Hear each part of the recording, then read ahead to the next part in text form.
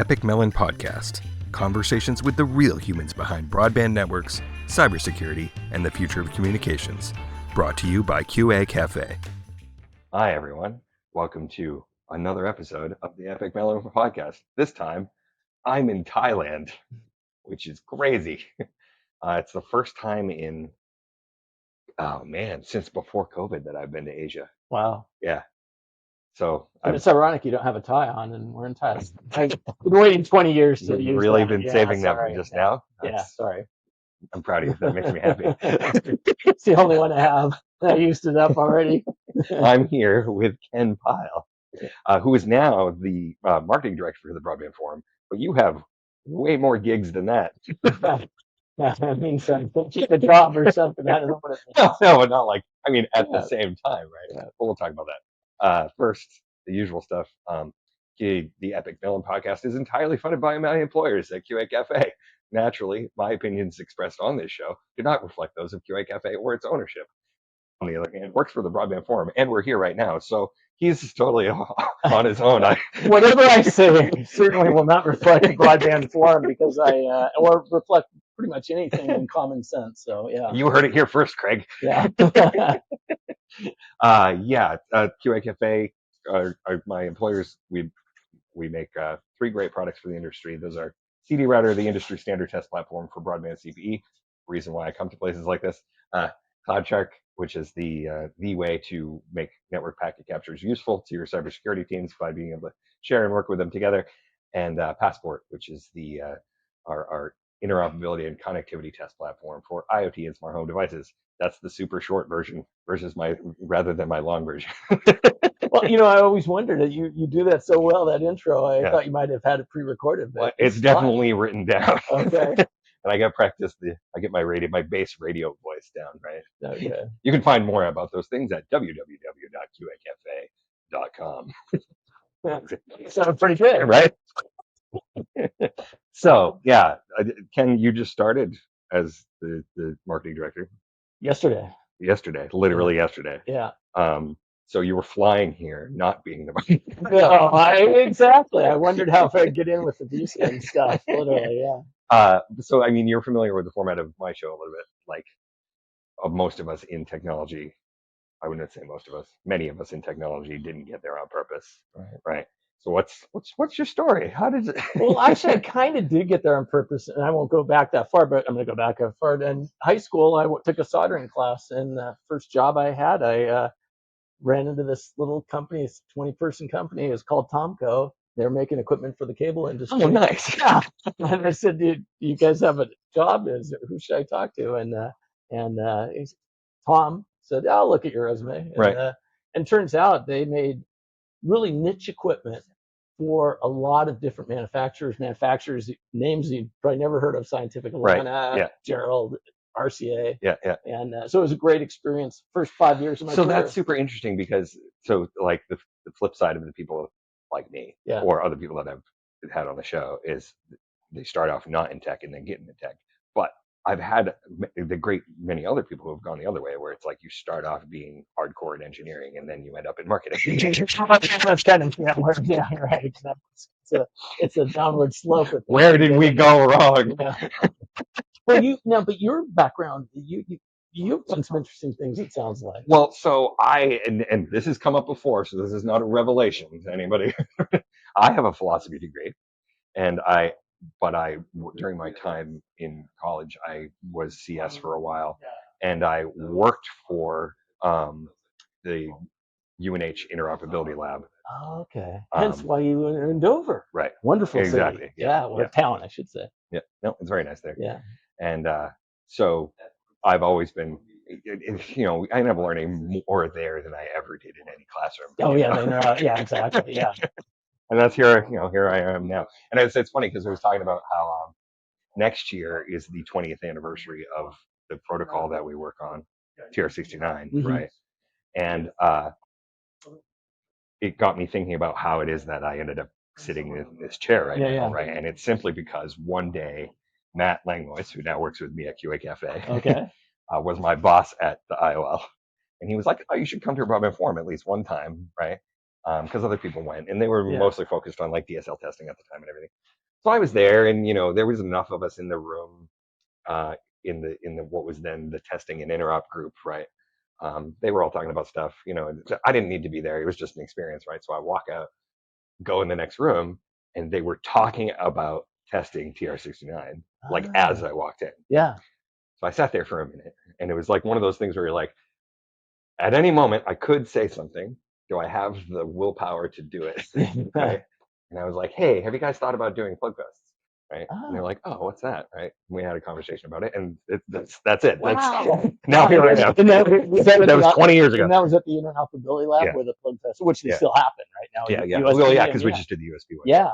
That's really cool. Yeah. And it's, oh my gosh, and it's in the Cloud CO video that we just produced. We had some drone footage of it, but the university campus is amazing. Oh yeah, that's right. Because you were there, right? Yeah. I've been there 2 years in a row now. So that building, Yeah. not to talk up the UNH IOL the whole time, But it's a pretty cool place. Yeah. That building is brand new, and Yeah. they built it for the lab. Yeah.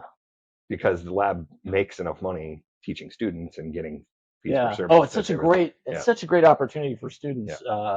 Just to, well, I guess you're an example. Right. Yeah. Well, no. So I was talking about it on the last show with my friend Sarah, she does cybersecurity for Kenvue, which is they own Johnson & Johnson, so they make all of those things, Tylenol, Band-Aids, all this stuff. She does cybersecurity for them, and we were talking about how it was like,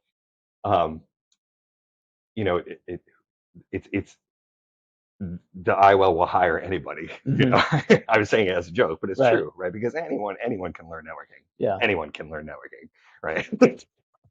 And then we end up going off to do different roles and different things. The whole time, Yeah. Well, and there's a fun thing too is like working with Mara and stuff there. I mean, there's opportunities in marketing. There's opportunities for a bunch of different folks. That's true. And to get some good experience. And 80% of the people at QA Cafe once worked at IOL. That makes a lot of sense. You have a little pipeline there.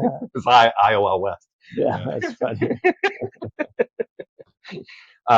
So let's talk about the video stuff that you do now, right? Yeah. So you have a show. Yeah. So for I guess it's really been about 21 years. I've put out this newsletter, the VOD View, and target audience were primarily rural operaters. And started off with kind of focused on video. And in fact, hence the name of the company, VOD. Yeah, thanks to Paul McCullough. It's like DOG for dog. Oh my gosh! Is that where you got it? I wish I could say I was the one. It was Paul McCullough. Oh no way! Yeah, nice. Yeah. It was. He knew someone, and their dog. They called it DOG. And so cool. It really was that. Yeah, it was. And so in 1999, we were working for this company, Demand Video, and we split off. It went out of business 6 weeks later. Went bankrupt. We started VOD, and the idea originally was it was going to be a video on demand service company. And we actually did. When Paul was there, we did some pay-per-view stuff and helped independent small providers get content. Right. And did that for a while, but we had a bigger vision, and part of that vision, we were going to kind of use the newsletter to paint the picture of how. And it turned out that the newsletter was the biggest thing. Exactly. And then the video, we started doing videos because that's what Paul was. But we started doing videos early on, but there wasn't a good mechanism for transmitting them over the internet and be Windows Media and stuff. But like 2006, started uploading to YouTube, right? Yeah. Cool. And so wow. Yeah. So and I've just started. No, you've got a great setup. I'm jealous. It's interesting. We're going to get about video tech for a second. Yeah. About how easy it is. It's become because I did a show in my hometown in Portsmouth called Market Squared. Oh, okay. So that's where it was. But I use a rig more like that over there, right, to do that stuff. Yeah. Bring it over. Keep going. Keep going. Bring it over. Yeah. Right. There we so go. my rig for Market Squared is much more like this, right? And we had like the shoulder harness with somebody that, my friend carrying it around doing that stuff. But now it's just so easy to do it with a webcam or a phone and just well, and that's one of the things I'm hoping to bring to the Broadband Forum is more interviews, more stories, and you're doing a great job of that, of stories about the people in the industry, but stories, stories what? about. You need me. Oh, well, cut. As a consequence of being here, there's actually a working group meeting going on right now. I thought I had a free pass, but apparently that was not true. Well, but that's why we're here, right? Is to actually do some work. But I think communicating the fact that there's a lot of stuff going on. Yeah. It's amazing. Right, As right, an right. outsider, just is getting introduced to this. Right. It's amazing what the volunteers are doing. No, and they are volunteers. Yeah. Right. I mean, we're getting paid by our companies to do Right. this stuff, but it's kind of a layer of indirection. And what's interesting about standards, and this is usually the case in most standards bodies, is that this life sort of follows us. It doesn't follow the company. Mm-hmm. So like if I were to suddenly go work for somebody else, or this has happened with Tim Spence, who's worked for like 20 different companies in the span of time that he's been here. Right. Right. It's like stays with you, right? Yeah. And like he continues to do the roles that he has here, no matter who he's working for. Right. So we end up becoming kind of like a second co-working group, Yeah. like our second family entirely, right? Yeah. No, I noticed that when I was out in near neck of the woods doing that cloud CO demo. That was one of the things that impressed me was the camaraderie, right? Yeah. I mean, you want to make things better ultimately for the consumer, right? Right. And the camaraderie is super important for us to getting anything done. Yeah. It's like the way that I like to talk about it in the broadband user services area at the Broadband Forum. It's a lot of things, I know. Is I always say it's like the most fun you've ever had in standards, but it's important, right? Yeah. It's like people need to feel like they are not going there to have this really boring time that sucks. Right. Right. And they want to feel included, and they want to feel. A lot of people are coming here, alone for the first time. That sucks. Yeah. You're here in a new place, like you don't know anybody. You're here to try to get some stuff done, and like nobody's talking to you. That would be terrible, right? Yeah. So we try to like bring people into the fold. Yeah. Yeah, no, that makes sense. And it's well, I appreciate you bringing me into the fold. Yeah. Like this, right? We connected on LinkedIn. Just like that. Yeah. Yeah. No, and it's super important, and it encourages people to work together, right? And so when it comes down to some of these standards, it's like you don't know the life story that's gone behind how the fact. Which I always say it's crazy that the internet even works. Yeah. Because it's such a hodgepodge of things that happen to work together. Right. But it goes for the people too, right? Yeah. I mean, these, a lot of things that we take for granted today weren't really necessarily part of some master plan. I mean, there was visions, and those visions have kind of happened, but they didn't necessarily happen the way. Like, who would have thought that the big video on demand providers would be Netflix? 30 years ago, when we were fooling around with video on demand, right? You have these people coming from out of nowhere. Yeah. Anyway. And that's been a rough go. I was talking in a weird when it comes to like, so Broadband Forum's obviously primary customers are operators, right? Everybody has an equal voice here, but like we try to do what the operators need, like that's the thing. Because ultimately they're dealing with the customers, right? Yeah. But what's interesting, and I talked about this in an article that I had just written on LinkedIn, was that, and I talked about it a few times in the show, is that broadband is a consumer technology first. And it was first a consumer technology, like from the perspective of like the way that we experience it as people who use it. It all came from that side. It was never the original over-the-top service was internet access. Mm-hmm. You didn't pay AT&T. You paid America Online, and you made a phone call. Yeah, right. Yeah, you're right. Exactly. Yeah, that's true. Dial-up modems. Yeah. So now, now it's very different. Yeah. But like we have to remember that, like as a product, it's always been a consumer product, which is different from other kinds of network technologies, right? Information service. Yeah. Right. Yeah. Mm-hmm. Well, and I'm still getting the number of work areas, and it's amazing how much work is going on. And you're a work area director for the bus. Yeah, right. Broadband so user, broadband user services, you defined the which is acronym a term that we made up. Yeah.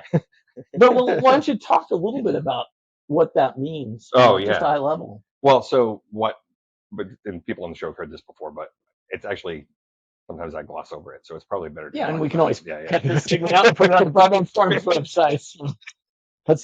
You got to be eloquent here. We focus on the broadband consumer and the operators serving the broadband consumer, like directly, right? So like the way my wife will laugh right now, the way the internet works is that's how all my conversations started. That's funny. Right? There's many legs that information travels before it gets to you as a consumer, right? And some of those legs are very industrial, for a lack of a better term, right? And they're important, but they have very, very big things that need to be done. There's a lot of data passing through them. There's different companies that deal with those things, right? On the consumer side, it's we want to make sure that it's not like we're consumer advocates or anything, because it's not really like that. It's more like that we are the ones who are handling that last leg Right. before it gets to somebody's Yeah, eyeballs. you're in the home, right? Yeah. Right. Before it gets to somebody's fingers or before it gets to somebody's eyeballs. So, you know, the primarily the things that have come out of that have been management technologies that were specifically designed for products that are in the home, right? So mostly home gateways. Well, like TR69 is a great example you Right. mentioned earlier. I mean, over 1 billion devices, right? Yeah. Has this in there? 1 billion devices, and it's very weird because I'll have my own home router at home, and I'll log into it. Never, because you shouldn't have to. And see the TR69 page, Yeah. right? Yeah. I'm like, that's cool. Yeah. And that allowed operators to kind of manage and understand what was going on. Yeah, right? yeah. So what happened was, it was in 2004, and if people remember, they would either ship you a CD, Right. because they had to provision your router to do the things that it needed to do in accordance with the service they had. Or originally they didn't have a router, right? So it used in the US anyway, when you got broadband internet from your cable company, they just gave you a broadband modem, right? Or a cable modem, yeah. And that was it. Yeah. And then the next stage for them was for you to buy your own dang router, Yeah. right? For a long time, again, it was all consumer based. But eventually they realized that there were things they needed to do to the router, and so they would ship you a disk or something to do something, so they didn't have to have a person go and set it up for you. Yeah. Right. And that just wasn't sustainable. So they and about a year before I came to the Broadband Forum, they had put out TR69, like the very first version, which didn't work, by the way, which is a funny story in itself. For another episode. Yeah. They had just put out TR69, and it was kind of a collaboration of operators and CPE vendors and people who had done similar things in other areas, right? So like the original data model being a way to describe the capabilities of the device so that a computer or a human can understand what it can do and what you want to be able to do it. The original data model was based on universal plug and play, the UPnP data model. Okay. Right? Which is why it was structured the way it was. And then we changed it with what's called TR181, or the device 2 data model. Okay. We changed it later to be a little bit more sensical Okay. or less specific, right? Because it was kind of hard. And then it just took off from there. And then the types of things that can be done now through those protocols keeps expanding. And now the biggest problem, well, I wouldn't say now. Now we're getting on the end of that tier, is that the next biggest problem to tackle is managed Wi-Fi. Because these technologies are consumer products, right? It didn't always work all the time, because it was a big heterogeneous hodgepodge of solutions right? And Wi-Fi in general is not built. Anything with RF, right, is a challenge. Is right. Yeah. Was it the worst? Matt Langlois used to say, he's like DSL was built to send data over the worst environments imaginable, except air. That's a great which one. is the actual worst. Yeah. Right. Air and all these walls and stuff, right? And so it kind of exploded from there, and now managed Wi-Fi is the biggest thing, because what happened is, because it's consumer based, and people are buying their own routers and trying to do their own Wi-Fi, the end user only sees the internet sucking. Right. But they don't understand why, and they shouldn't have to understand why. Right. And so along comes management protocols to kind of help that along and let the operator take ownership of the entire situation that they're going to get blamed for anyway. Yeah. Right? Yeah. So that's what we do in Bus. Right. And then it sounds like, though, there's also a lot of work with other organizations, other standards organizations, complementary work, right, with Purple and so forth. Yeah. And so the Wi-Fi. There's a bunch of other things, and we've talked about open source on the show a little bit too. So the next sort of phase of the standardization of the home gateway is getting the underlying operating system to be standardized, right? But it's open source, but it's effectively being standardized by these organizations, right? So that it's way easier for anyone to develop applications for this platform, which is now a thing in the home, right? That is very powerful, has a view of everything that's going on in the network, and is an extremely useful tool for people, right? Right. And I always joke, it's like, what is it gonna be now? Like, once, if we finally realize this dream, because the dream is to really, through Purple or RDK or all these groups, the dream is to make the home router be a platform for applications, right? Sure.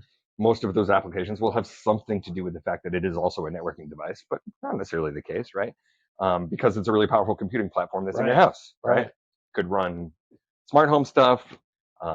It's certainly, there's certainly ways that you could take something like a set-top box and install applications on it. People already do that. I mean, that's what Roku is, right? It's a set-top box with applications on it. But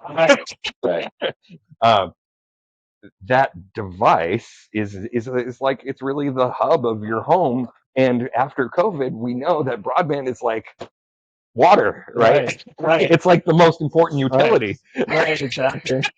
Yeah, you're making me thirsty just thinking about it. Yeah. And so I always wonder, like, what are we going to call this thing now? Is it still going to be the Wi-Fi router? Or are we going to be like the home hub? It's or the like ultimate edge. Yeah, yeah. It's the ultimate edge of the network, compute edge, or whatever, right? I mean, it's go back to Silicon Valley, the TV show, right? Yeah. Where you get a lot of peer-to-peer stuff, right? Yeah. Eventually, right? Yeah. There could be some really interesting Oh, yeah. things. Well, hopefully not exactly like that TV Well, show. no, but not anymore, right? Yeah. It's like, I don't know. There was something about Napster that came up the other day. And I was so surprised that was still a thing. I mean, of course now, Yeah. torrents and everything, but the whole entire other world of the internet. But there's a lot of power at the edge, though. Well, right, exactly. And actually, talking about technologies like Napster and BitTorrent and those things, again, from the consumer focus, right? There's a bunch of stuff that people are doing anyway. Yeah. Right. And if we learned anything from iTunes, is my favorite example, because that came in at the end of The Napsters. The Napster year. Yeah. And why did it defeat Napster? Because people didn't want free music; they wanted easy music. Yeah, right? exactly. And it's the same with all of these other broadband experiences, right? It's like, and we saw that with the survey, right? We did a survey, and it's crazy. People like some of the results of that you wouldn't expect. It's like the way that you see advertising behave and the way that you hear the stories in the industry, you think that everybody only cares about cost. Yeah. And it's not true at all. Yeah. Right? There are people out there that are just willing to pay more if the stuff is guaranteed to work better, or if it's secure, right? The cybersecurity aspect, right? And that's just true. This is true, right? And the operators don't care about cost first either when it comes to CPE. They want those things to work well, and they want them to be secure. Right. They don't want to have to go out there and replace it or deal with the customer issues, right? The cost of ownership is important. Yeah. But that was just one of the most mind-blowing things to me, because you hear the story that it's always cost, right? And people, different forms of internet access, the different operators are always competing on cost and doing lock-ins for years and all that stuff, right? But apparently, that's not what people actually care about. They just want it to work. It's probably from getting beat up so many times by tech not working, right? They just want it to work. But then I think the challenge is it's the trust factor. How do you trust that, they're saying that we can do this time, or we can do this? How do you trust them, right, to be able to deliver? No, and that's a big problem. And a lot of operators have been working on it and doing well. Yeah. Right. Of sort of changing that perspective. And even the advertising has changed too. It's more about the highest quality Wi-Fi, the most secure, blah, blah, blah, right? Yeah. Not this is the highest speed you can get for the lowest price. Because the other revealing thing about that survey was that the speed increase is inevitable. Yeah.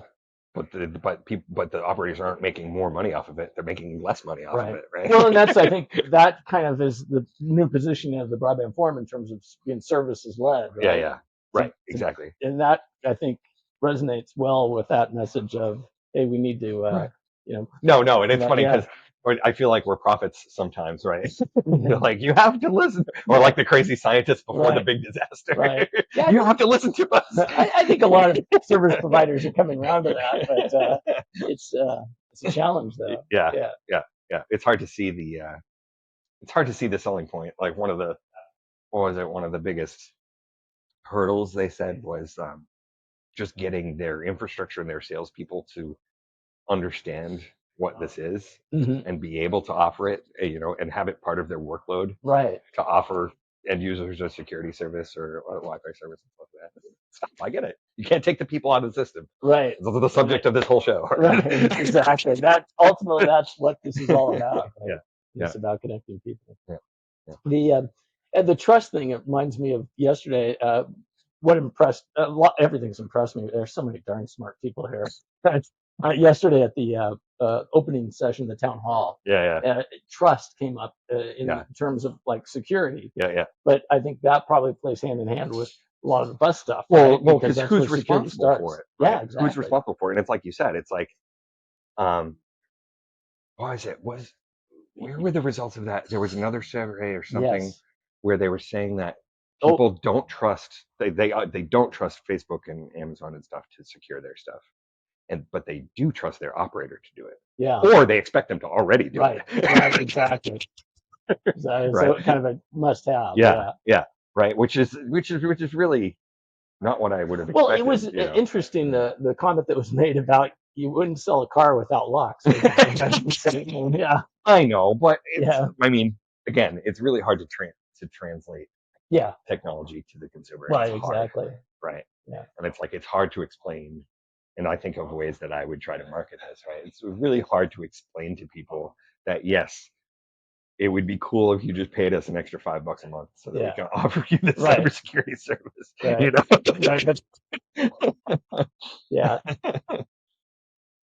Yeah. The opportunity, though, it seems like for operators, when you start to have a device at the edge where you can put new apps on it, then suddenly you have new revenue streams that there's no truck roll or anything. You're just popping out new things. You can try things, and if it works, it works. You can niche, to niches. Yeah, and people are being realistic about it. Like one of my favorite quotes from the Purple Summit, which was in Network X. So like when I was doing the show, there was a show where I was at Network X with Schwab. The Purple Summit was right before that, and one of the quotes that I liked from somebody who was talking about the reality of an app store for the gateway was that it's not going to be millions of applications like the iPhone. It's going to be like hundreds. Right. Well, and it's better because that's way better because there's no way you could possibly explain that to me. Right. You don't need to run a game on your router. Right. Well, and then also, if you can start to target the application to the person, it becomes much more relevant to the household. However it works, exactly. Right.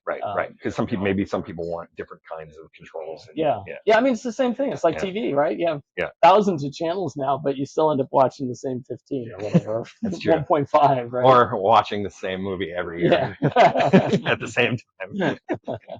It's like 14-hour flight. You better believe I'm watching Lord of the Rings Extended Edition right now. Again. That's funny.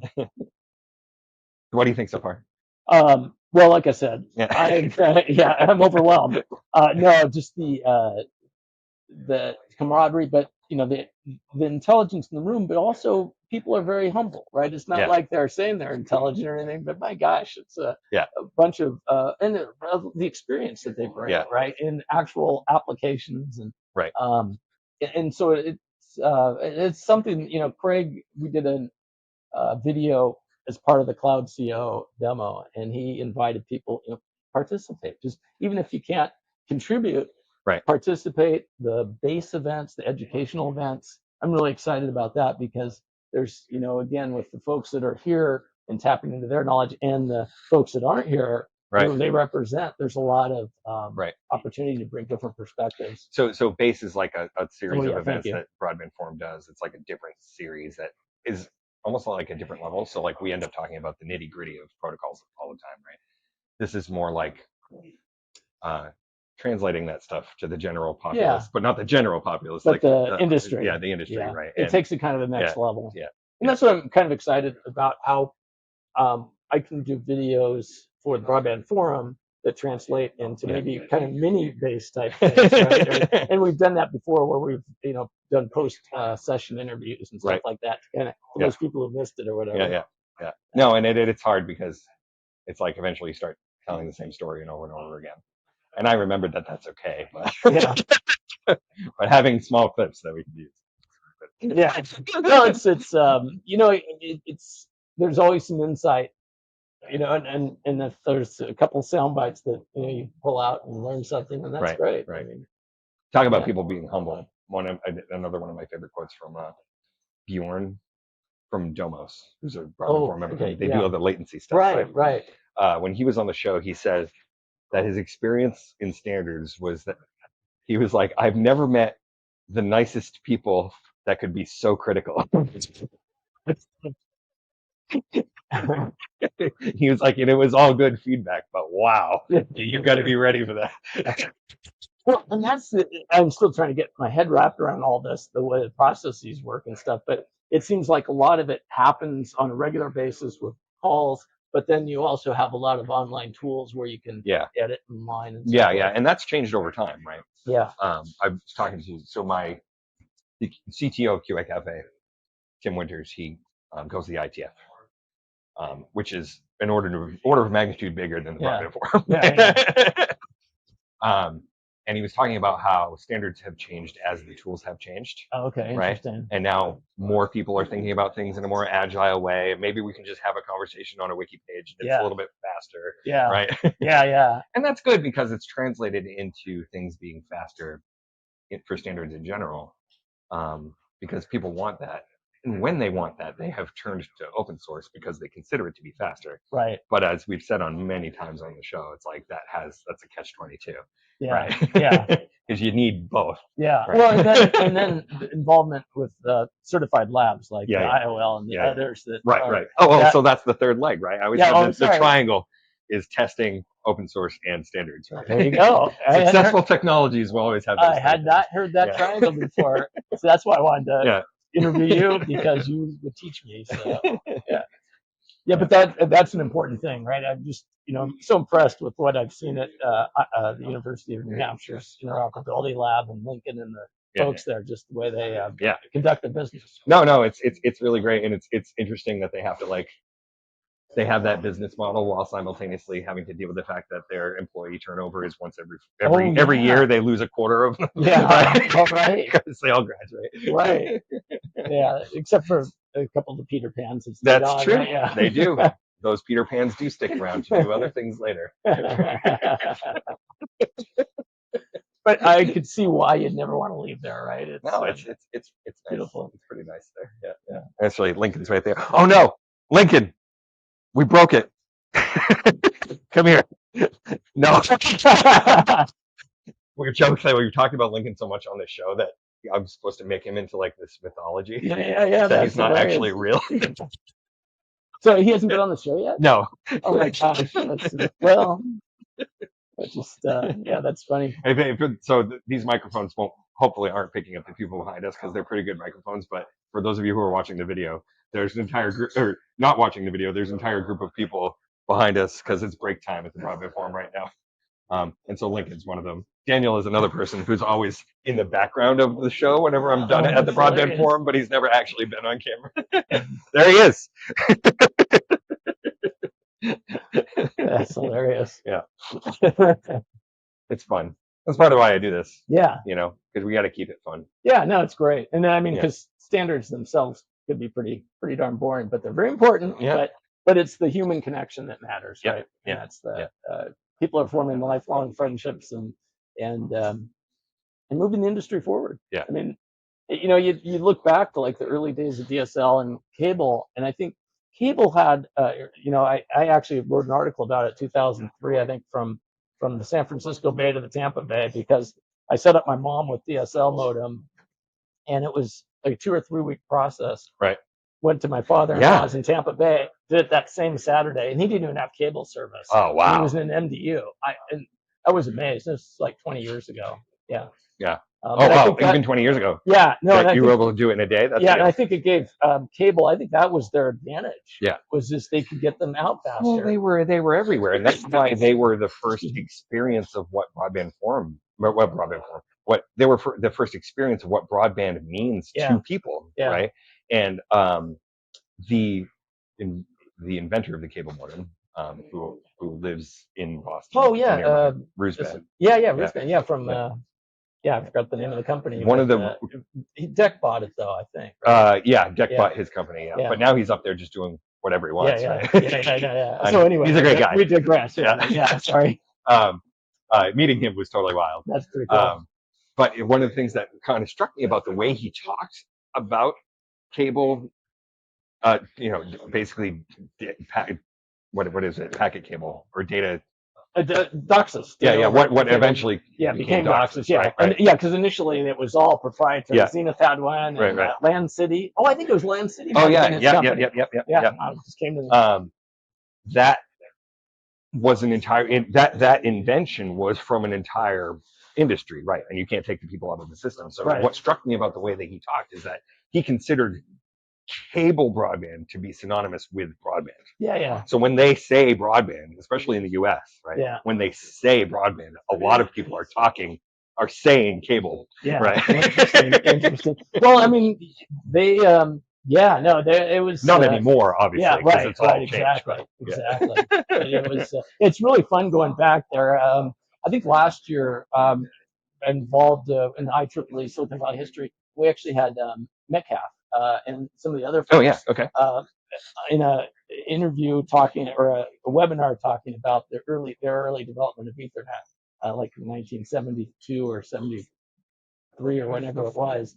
And actually, then I did a follow-up one with David Liddell, and he is the one who said, you know what, why don't we use coax as the transmission medium? And the reason he did that is when he was in college, one of his jobs was creating these MATV networks where they were transmitting data or transmitting video from airplanes. Yeah. Down to schools, down to schools, and it was part of an educational network. And so he's a PhD by this point, working at Xerox, and says, we should really use coax. But it was interesting the way that, just the whole thing evolved, and then eventually it became Ethernet, and then Ethernet ended up back on coax. Yeah. And apparently Metcalf, his first drawings, well, not apparently, I saw him, the first drawings, he actually showed wireless Ethernet. Right. Which is now Wi-Fi. Yeah, exactly. So he had the vision, way back when. It's like, we already have the technology to deal with a shared medium. Yeah, exactly. Yeah. Just took a while to develop. Right. Yeah. So. All right. Well, Jason, I think it's time for us to get. It is. It's time for us to go have snacks. Yeah. Although it's also beer 30. Oh, okay. But we stopped that tradition a while ago. People like doing work for some reason. Oh, darn. I like doing work too. That's why. It's fun. I always say to my wife, she's like, oh, I hope you have fun and stuff. It's like, honestly, I'm just excited I'm not excited to do work. Yeah. I'm excited to do the stuff that we do here. Yeah. It's great. It's great. Well, I appreciate meeting you. Absolutely. Yeah. And thank you for having me on the show. Yeah. Anytime. Yeah. All right. Bye, everybody. Usual stuff. Subscribe. If you're watching this on YouTube, hit that subscribe button. When we share stuff to the Broadband Forum, and you might see it as a Broadband Forum person, we'll probably share this a lot. broadband-forum.org. Yeah. And leave some comments on the stuff that we're talking about. If you're some of the people that are standing back there and you end up seeing yourself on camera, give us a shout out. And above all, own the nerdy things you love, and have fun doing them.